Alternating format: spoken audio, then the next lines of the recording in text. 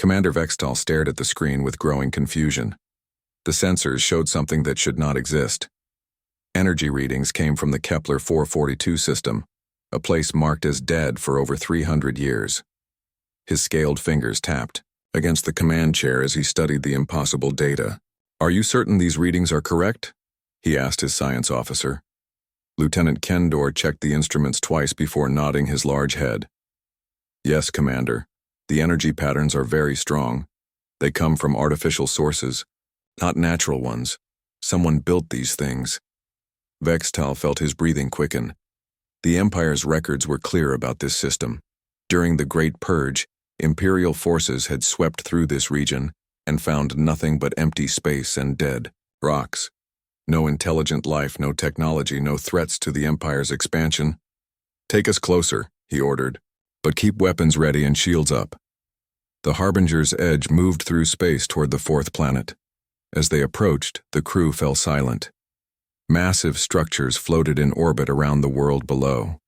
These were not natural formations or ancient ruins. They looked new, maintained, and very much alive. "Commander," his communications officer called out with excitement in her voice, "I'm detecting hundreds of ships moving between those structures. They're using some kind of advanced propulsion system I've never seen before." Through the main window, Vextal could see the orbital city clearly now. It sparkled with lights and activity. Smaller vessels moved between different sections like busy insects. Everything looked organized and purposeful.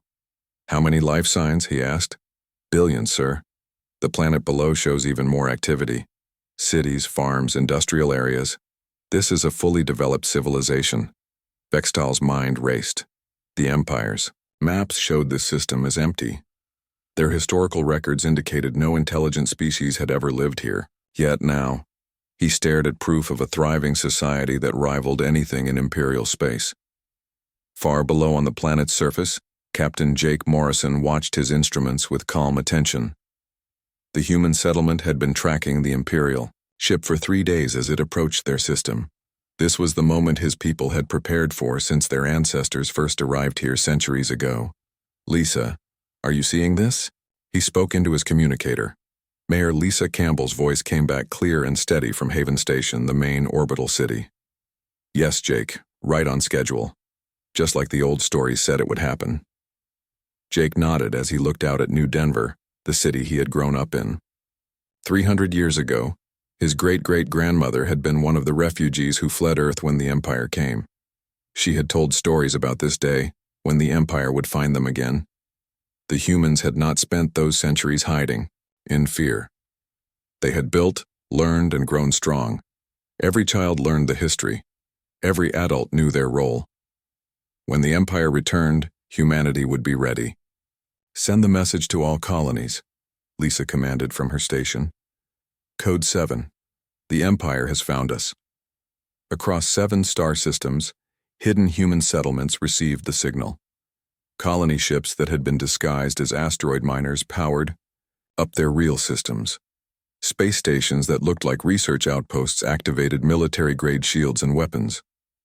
The scattered children of Earth began to move with purpose.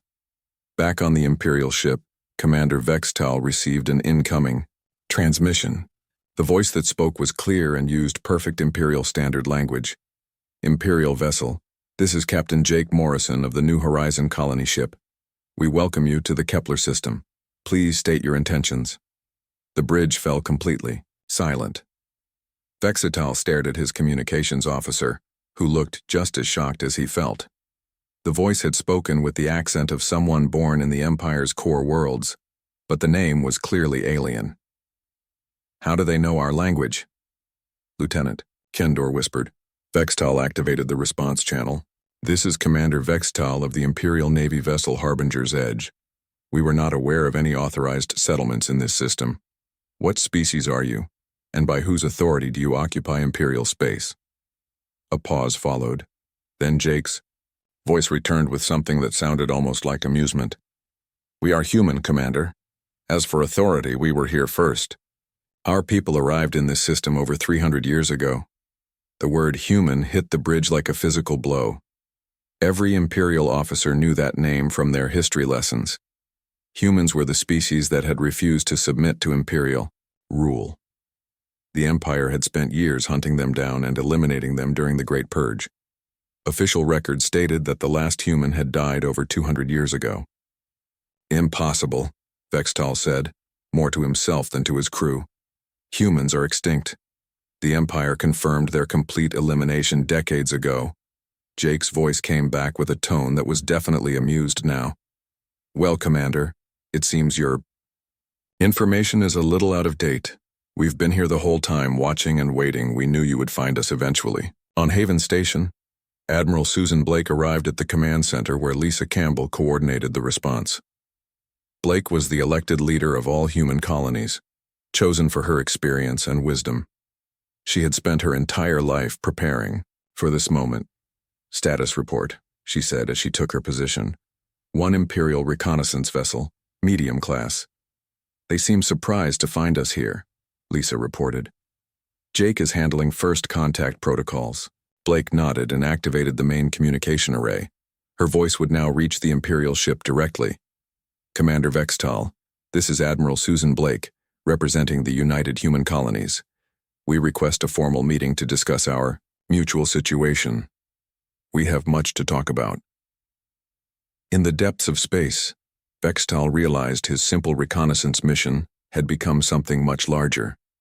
He had discovered not just an unknown civilization, but the return of a species the Empire thought it had destroyed forever.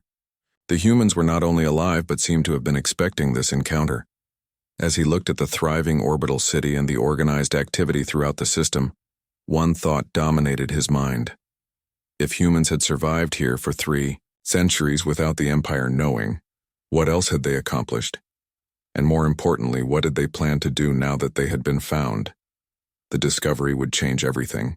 3 days later, Admiral Susan Blake stood in the docking bay of Meridian Point, the neutral research station where the meeting would take place. She wore a simple blue uniform with no weapons, but her calm confidence showed she was in complete control.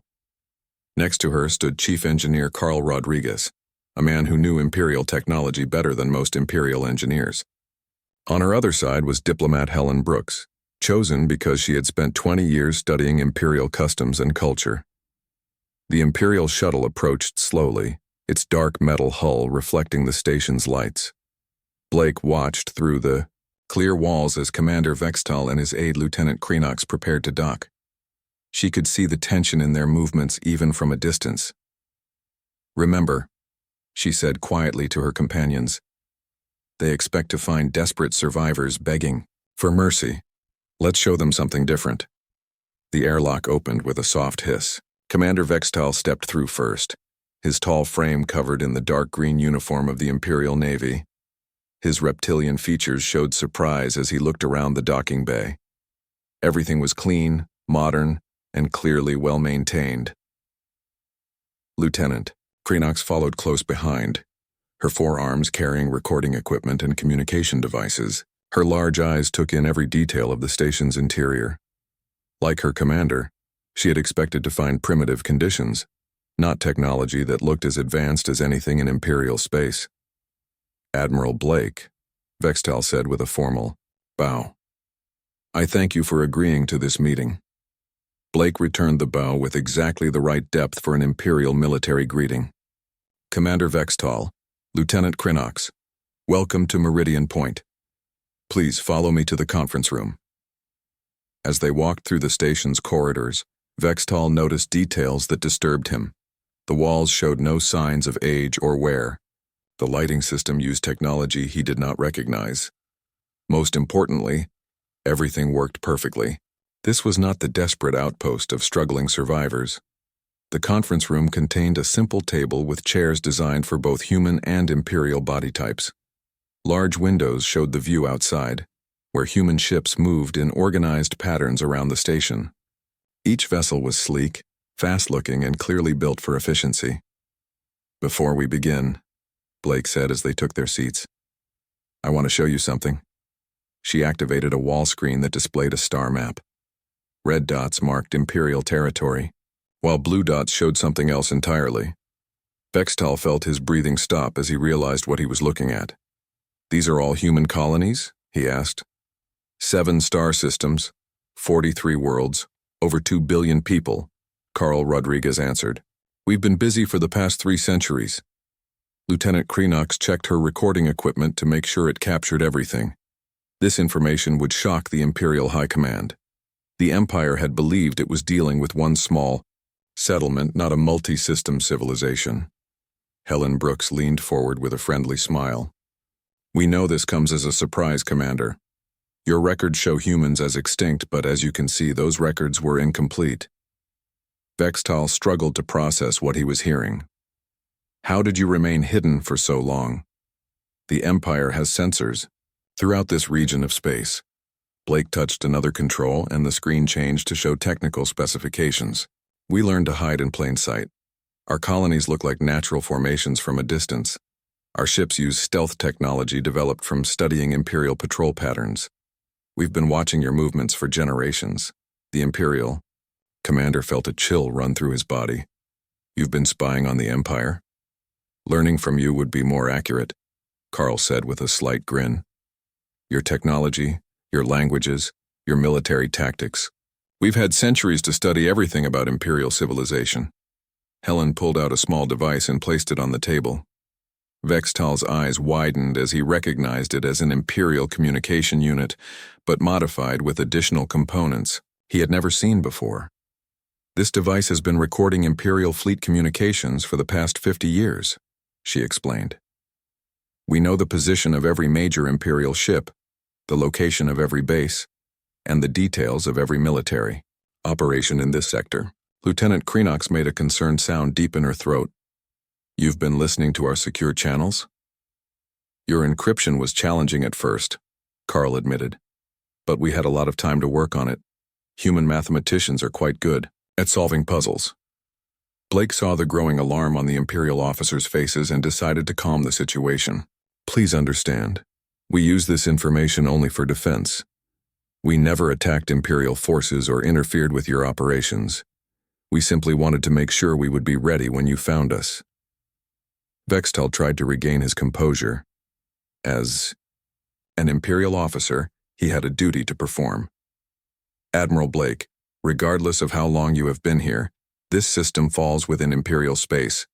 I must inform you that all human settlements must submit to Imperial authority and accept integration into the Empire." The room fell silent. Blake exchanged glances with her companions, then looked back at Vextal with calm eyes. "Commander, we tried that once before. 300 years ago, human diplomats came to the Empire seeking peaceful coexistence. Do you know what happened to them?" Vextal shifted uncomfortably in his chair. Every Imperial officer learned about the Great Purge in their history classes, but always from the Empire's perspective. Helen Brooks activated another screen that showed historical documents. "These are copies of the original peace treaties between Earth and the Empire. They were signed in good faith by both sides." The next image showed the same documents, but with large stamps across them reading "Void" in Imperial script. "The Empire decided that humans were too independent to be trusted as allies," Blake continued. "Your government chose to solve the problem through elimination rather than cooperation." Dr. Alan Foster's voice came through the communication system from Haven Station. "Admiral, we've finished preparing the historical presentation. Should I transmit it now?" "Please do, Alan." The wall screen filled with document after document. Imperial orders for human extermination. Reports of colony ships destroyed while trying to escape. Records of human prisoners executed without trial. Each document bore official Imperial seals and signatures. Vextal stared at the evidence with growing discomfort. These were not propaganda pieces or false accusations. They were genuine Imperial records, somehow obtained by human intelligence agents. "Where did you get these?" he asked quietly. "We never stopped watching the Empire," Carl explained. "Even while we were running and hiding, we maintained intelligence networks. We needed to know if you were still hunting us." Blake leaned back in her chair. "Commander, you asked us to submit to Imperial authority. But we remember what happened the last time humans trusted the Empire. We will not make that mistake again. Lieutenant Kreenock spoke for the first time since entering the room. What do you want from us? Nothing, Blake replied simply. We want to be left alone to live our lives in peace. We've built something good here, and we intend to protect it. Vextal felt the weight of impossible choices settling on his shoulders. His orders were clear: bring any discovered species under Imperial control. But these humans were not primitive aliens who could be easily conquered. They had technology, intelligence, and 3 centuries of preparation. More importantly, they had proof that the Empire could not be trusted to keep its promises. As he looked around the conference room at the confident faces of the human leaders, Vextal realized that this meeting would change everything. The Empire had found humans, alive and thriving, but the humans had been finding the Empire's weaknesses for centuries. The balance of power was not what it appeared to be. Emperor Zarthul read Commander Vextal's report for the 3rd time, his massive claws clicking against his throne as he thought. Around him, the High Council chamber buzzed with worried conversations. The news of living humans had reached the Imperial capital in just 2 days, and already the government was splitting into different groups with different ideas. High Counselor Mexron stepped forward, his red robes flowing behind him. Your Majesty, this situation is simple. We must destroy these humans immediately before they become a real threat to the Empire. Simple? Chief Intelligence Officer Keldar laughed coldly. Did you read the same report I did? These humans have been watching us for 3 centuries. They know our every move. The Emperor raised one massive hand for silence. Keldar, what do your agents tell you about human capabilities? Keldar activated a holographic display that showed the human star systems. Our initial scans suggest they have technology equal to our own, possibly better in some areas. More concerning, they've been monitoring our communications and troop movements throughout this entire sector. While the Imperial leaders argued, Captain Tony Martinez guided his patrol ship through the outer edge of human space. His mission was routine, checking the sensor networks that watched for Imperial activity. What he found was anything but routine. Contact, bearing 27 Mark IV, his sensor operator called out. 3 Imperial ships, scout class, moving toward the Tau Ceti colonies. Tony studied the display. The Imperial ships were trying to map human defenses, probably gathering information for a future attack. This was exactly what the human military had trained for over the past 50 years. Battle stations, he ordered calmly. Let's show them what happens when they poke around where they don't belong.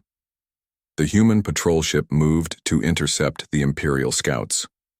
Tony's vessel was smaller than any of the 3 Imperial ships, but it had advantages they could not see. Human engineers had spent decades studying captured Imperial technology and building improvements. Imperial vessels, you are entering human territory without permission, Tony broadcast on an open channel. Please change course immediately. The lead Imperial ship responded with typical arrogance.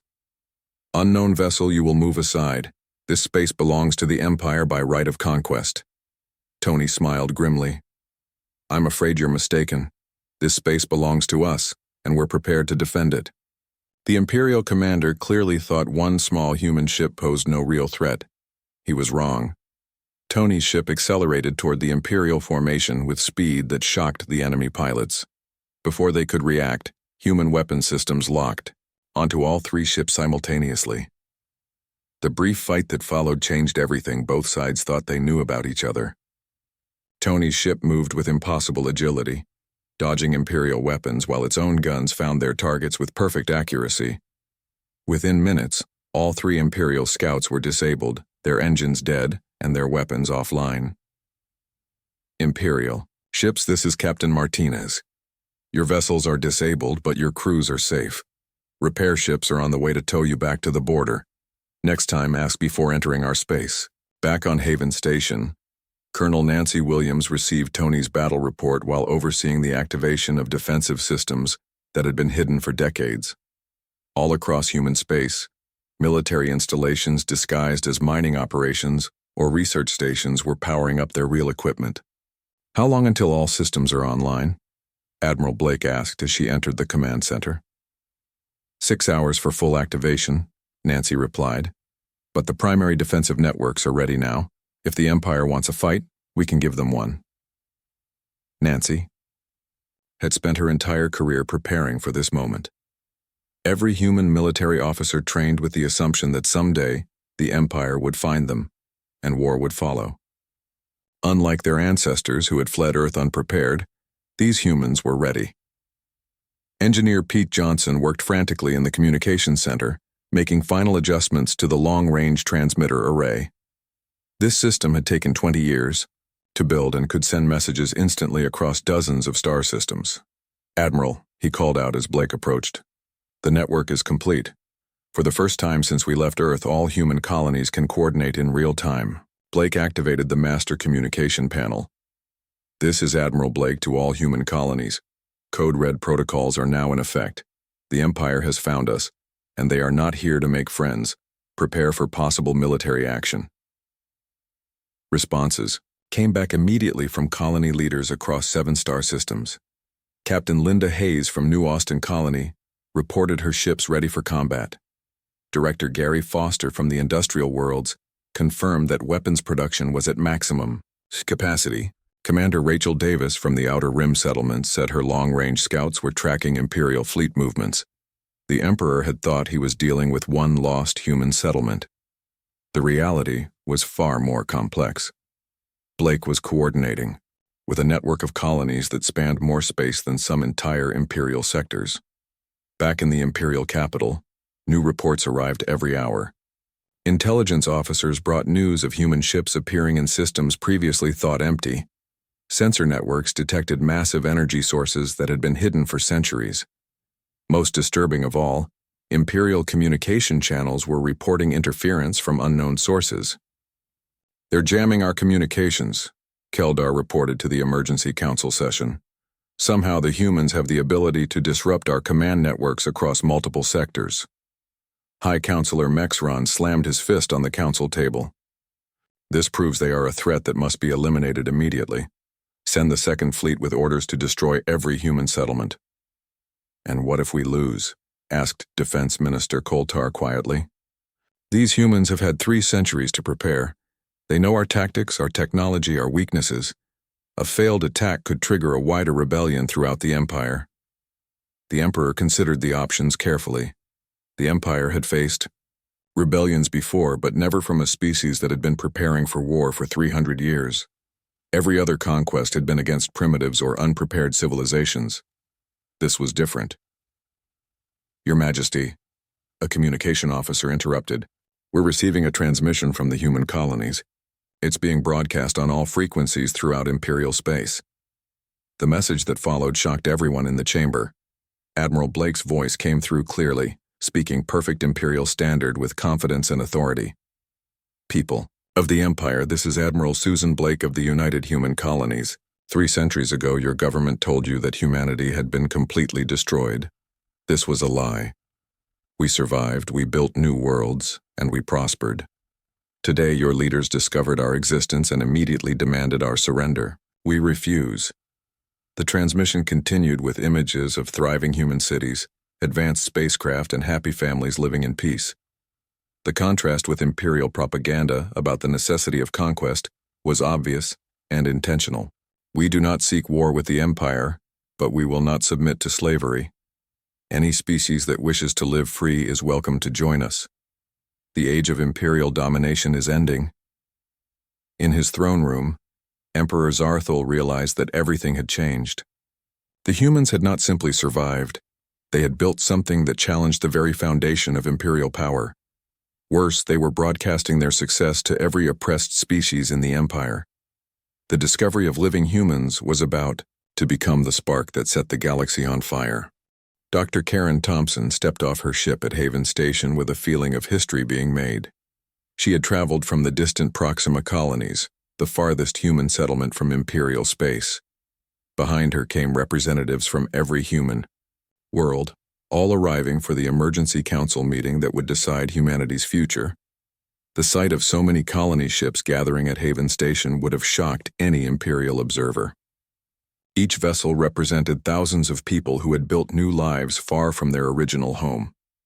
Together, They proved that humanity had not just survived, but had spread across the galaxy like seeds carried on the wind. Admiral Blake met Karen at the docking bay with a warm embrace. They had known each other for 30 years, working together to coordinate the scattered human colonies into a unified civilization. "How bad is it?" Karen asked as they walked toward the council chambers. "The Empire's Second Fleet is on its way," Blake replied. "Admiral Torvax commands it. Our intelligence says he has orders to bring us under Imperial control by any means necessary." Karen nodded grimly. She had spent years studying Imperial military doctrine and knew Torvax's reputation. He was not known for mercy or patience. In the Great Council Chamber, representatives from 43 human worlds took their seats around a massive circular table. Each person represented millions of people who had never seen Earth, but still called themselves human. They came from ice worlds and desert planets, from orbital cities and underground colonies. What united them was not their birthplace, but their shared determination to remain free. "Friends," Admiral Blake began, "we face the greatest challenge in human history since we fled Earth. The Empire has found us and they demand our surrender. What is our answer?" Captain Roy Edwards stood up from his seat. He commanded the Technical Intelligence Division and had spent decades learning Imperial secrets. "Before we decide, you need to see what we've discovered about their capabilities." He activated the room's main display, showing detailed schematics of Imperial ships and weapons. "These are complete technical specifications for every major Imperial vessel. We've had people inside Imperial research facilities for over 50 years." Gasps echoed around the chamber. Even the human leaders had not known the full extent of their intelligence operations. Roy continued with a slight smile. "We know their shield frequencies, their weapon power levels, and their engine specifications. More importantly, we know their weaknesses." He touched a control, and the display changed to show tactical analysis. "Imperial ships are powerful, but slow to adapt. Their crews follow rigid training that doesn't allow for creative thinking. Their commanders rely on overwhelming force rather than clever strategy." Captain Lisa Johnson from the New Berlin colony leaned forward. "What about their numbers? Even if we're better ship for ship, they have thousands of vessels." "True," Roy admitted. "But we have advantages they don't expect. Watch this." The display showed a simulation of space combat. Imperial ships moved in traditional formations, firing massive weapons at targets that seemed to dance around them. The human ships were smaller and faster, striking at weak points and disappearing before the enemy could respond. "We've been designing our entire military around fighting the Empire," Roy explained. "Every ship, every weapon, every tactic was created specifically to counter Imperial advantages." Dr. Karen Thompson activated her personal communicator. "All colonies, this is Dr. Thompson. Report your readiness status." One by one, voices came back from across human space. Captain Mike Davis from the Frontier Worlds reported his scout fleets ready to harass Imperial supply lines.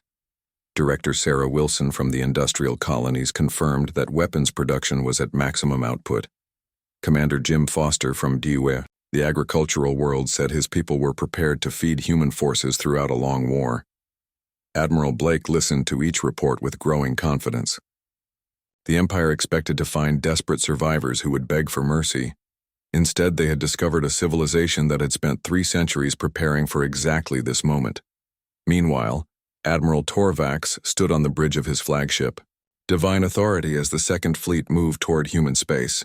Around him, over 200 Imperial warships traveled in perfect formation. He had commanded fleets that conquered entire star systems, and he expected this mission to be no different. "Admiral," his intelligence officer reported, "we're detecting unusual energy patterns from the human settlements. It appears they're activating some kind of defensive systems."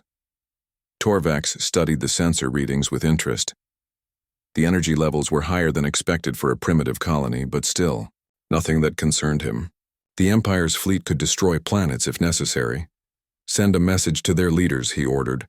"Inform them that they have 12 hours to surrender unconditionally. If they refuse, We will begin bombardment of their military installations. The I-2 message reached Haven Station within minutes.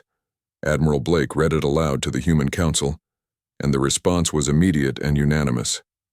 "Send our reply," Blake commanded. Captain Roy Edwards smiled as he composed the response. "Admiral Torvax, this is Admiral Blake of the United Human Colonies. We reject your demand for surrender. However, we would like to demonstrate something before hostilities begin." What happened next shocked every Imperial officer in the fleet. Roy activated a program that had been hidden in Imperial computer systems for decades. Suddenly, detailed schematics of every ship in the Second Fleet appeared on human displays. "Admiral Torvax," Roy's voice came over the Imperial communication system. "You are commanding the battleship Divine Authority, registry number IWS 7742. Your ship has a crew of 8,000 and carries enough supplies for 6 months. Your main weapons are 12 heavy plasma cannons, and your maximum speed is 0.7 light speed." On the Imperial flagship, chaos erupted as officers realized that somehow the humans had complete access to their most secret information. Roy continued calmly. "The ship to your left is the destroyer Blood Moon, commanded by Captain Veltar. The ship to your right is the cruiser Iron Fist, currently experiencing problems with its port engine that the crew has not yet reported." Captain Veltar checked his instruments and confirmed that the Iron Fist was indeed having engine problems that only his sensors could detect. The humans somehow knew more about the Imperial fleet than the Imperial commanders themselves. "How is this possible?" Torvax demanded of his officers. Lieutenant Commander Sandra Bell's voice answered from the human transmission. "Admiral, we've been studying the Empire for 300 years. Every ship design, every weapon system, every communication protocol. We know you better than you know yourselves." The psychological impact was immediate and devastating. Imperial crews who had felt confident in their technological superiority now realized they faced an enemy who had turned their own technology against them. "This is our final offer." Admiral Blake's voice joined the transmission. "Withdraw from human space and leave us in peace. We have no desire for war, but we are prepared for it." Admiral Torvax felt his confidence crumbling. His fleet was powerful, but the humans had just demonstrated intelligence capabilities that made traditional military tactics useless. How do you fight an enemy who knows your every weakness? As he stared at the human settlements ahead, Torvax realized that this would not be the easy conquest the Empire had expected. The humans had spent centuries preparing for this moment, and they were ready to prove that sometimes the hunted could become the hunters. The real test was about to begin. The message that changed everything began with a simple signal broadcast across the galaxy. Dr. Martha Collins stood in the communication center on Haven Station, her finger hovering over the control that would activate Lighthouse Protocol. This moment had been planned for decades, but now that it was here, she felt the weight of history. "Admiral, all colonies report ready," she said to Blake. "The broadcast array is charged and waiting." Blake looked around the command center at the faces of people who had spent their entire lives preparing for this day. "Do it." Martha pressed the control, and across 7 star systems, massive transmitters that had been disguised as mining equipment for decades suddenly blazed to life. The signal they sent was powerful enough to reach every corner of the galaxy, carrying a message that would shake the foundations of the Empire. On distant worlds throughout Imperial space, beings who had lived under Imperial rule for generations suddenly heard voices speaking in dozens of different languages. The message was always the same, translated for each species. "This is the United Human Colonies. We are the species your government told you was extinct. We are alive, we are free, and we are thriving. If we can resist the Empire and build a better life, so can you." The broadcast included images of human cities where different species lived and worked together in peace. It showed technology that cleaned poisoned worlds and made dead planets bloom with life. Most importantly, it proved that the Empire's claims of inevitable conquest were lies. Emperor Zar Thul watched the broadcast from his throne room with growing horror. Around him, his advisors argued frantically about how to respond, but he knew it was already too late. The damage was done. Within hours, reports began flooding in from across the Empire. On Keth Prime, the bird-like Cathani people declared independence and requested human assistance. In the Vela sector, 3 star systems announced they were leaving the Empire to form their own government. On the industrial world of Forge, workers went on strike and demanded the same freedoms that humans enjoyed. "Your Majesty," Chief Intelligence Officer Keldar reported with panic in his voice, "we're receiving independence declarations from over 40 systems. The rebellion is spreading faster than we can track it." High Counselor Mexron still believed military force could solve everything. Send fleets to crush these rebellions immediately. Make examples of the rebel leaders. With what ships? Defense Minister Koltar asked bitterly. Half our fleet commanders are reporting mutinies among their crews. Apparently, many Imperial soldiers are not eager to fight for an empire that lies to them. The Emperor realized that the human broadcast had not just inspired rebellions, it had revealed the Empire's fundamental weakness. For centuries, Imperial power had been based on the belief that resistance was hopeless. The humans had proven that belief wrong. Meanwhile, Captain Bobby Lee led a small fleet of human ships toward the Altair colonies, former Imperial subjects who had declared independence after the broadcast. Intelligence reports indicated that an Imperial fleet was moving to crush the rebellion, and the new government had requested human protection. Bobby's ships were outnumbered 3-1, but they had advantages the Imperial forces could not. See? Human engineers had spent decades studying Imperial tactics and developing countermeasures for every situation. The battle that followed was brief but decisive. Imperial ships moved in traditional formations, expecting to overwhelm the smaller human force with superior numbers. Instead, they found themselves fighting opponents who seemed to anticipate their every move. Human ships appeared where Imperial sensors said empty space should be. Imperial weapons found their targets blocked by shield frequencies that should not have existed. Most confusing of all, Imperial communication systems began receiving false orders that scattered their formations and left them vulnerable to attack. Within 2 hours, the Imperial fleet was in full retreat, leaving the Altair colonies free to govern themselves. News of the human victory spread across the galaxy faster than Imperial sensors could stop it. Back on Haven Station, Admiral Blake received reports from human fleets throughout the galaxy. Captain Lisa Martinez had successfully defended the Rigel system rebels. Commander Gary Foster's ships had escorted refugee fleets to safety in human space. Most importantly, Captain Roy Edwards reported that Imperial communication networks were in chaos as more and more systems declared independence. Admiral Torvax found himself in an impossible position. His second fleet still surrounded human space, but the galaxy was falling apart around him. Every day brought new reports of rebellions and mutinies. His own crews were beginning to question why they were fighting people who seemed to want nothing more than freedom. The final blow came when Dr. Martha Collins activated her terraforming demonstration. She chose a dead world in neutral space, one that both Imperial and human ships could observe. Using technology developed over 3 centuries, human machines began transforming the barren planet into a garden world in a matter of days. The broadcast that accompanied the demonstration reached every corner of the galaxy. "This is what humans can offer the galaxy," Martha's voice explained as dead soil became fertile farmland. "We can heal damaged worlds and create new homes for anyone seeking freedom. This technology is available to any species that chooses independence over slavery." The offer was too tempting for struggling worlds throughout the Empire to ignore. Why fight endless wars for an empire that gave them nothing when they could join a civilization that offered them new worlds and better lives? Emperor Zarthul realized that his empire was collapsing not through military defeat, but through the simple power of hope. The humans had offered something the Empire never could: a better future. The peace negotiations took place on Meridian Point, the same station where the crisis had begun. Admiral Blake sat across from a very different group of Imperial representatives than she had faced weeks earlier.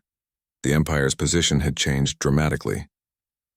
"Admiral Blake," the new Imperial negotiator said, "the Empire is prepared to offer you full autonomy within Imperial space. Blake shook her head with a gentle smile. I'm afraid that's not enough anymore. We're not just representing humanity now. Over 200 star systems have requested to join the Human Colonial Alliance. We speak for them as well. The negotiations lasted for 3 days, but the outcome was never in doubt. The Empire could no longer afford a war against an opponent who had turned half the galaxy against them. The final agreement, known as the Haven Accords, established humanity as an independent power and created the first effective limit on Imperial expansion in over 1,000 years. Commander Vextal, now serving as the first Imperial ambassador to the human colonies, stood on the observation deck of Haven Station watching ships from dozens of species dock at the growing spaceport. Former Imperial subjects who had fled their homeworlds worked alongside humans to build new colonies in free space. He reflected on how much had changed since that first day when he had discovered the impossible energy readings in what should have been empty space. The Empire had come looking for one lost human settlement and had instead found the beginning of a new age. As he watched a group of young beings from various species playing together in the station's recreational area, Vextal realized that the humans had won something far more valuable than a military victory. They had proven that different species could live together in peace and prosperity, something the Empire had never achieved in all its centuries of conquest. The galaxy would never be the same, and perhaps that was exactly what it needed.